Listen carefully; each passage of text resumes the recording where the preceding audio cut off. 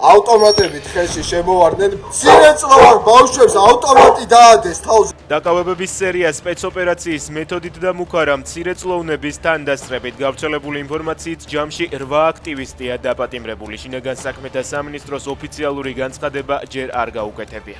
4 წლის ბავშვი შეშინებული ეუბნებოდა მე არაო ძაღლს და კნუტებს დაგიხოცავთო ემუქრებოდნენ დაკავებულს.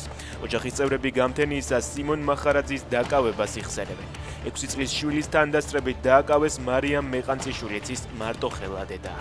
ახალგაზრდებს შესაძლოა ევროპაში სწავლა შეეზღუდოთ. კობახიძის მიერ უმაღლესი განათლების სისტემაში რადიკალური ნაბიჯების გადადგმის იდეას ექსპერტები აკრიტიკებენ. ოცნება გეგმავს სკოლები 12 წლიანის ნაცვლად 11 წლიან სწავლებაზე გადაიყვანოს.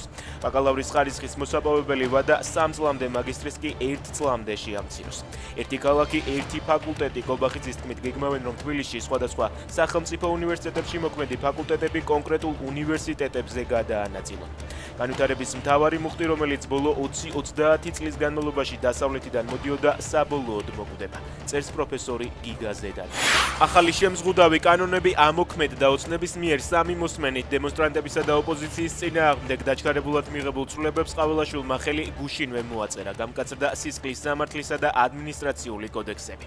უახლოეს დღეებში შეიტანენ საკონსტიტუციო სარჩელსაც, რომელიც ოპოზიციის აკრძალვას ითვალისწინებს.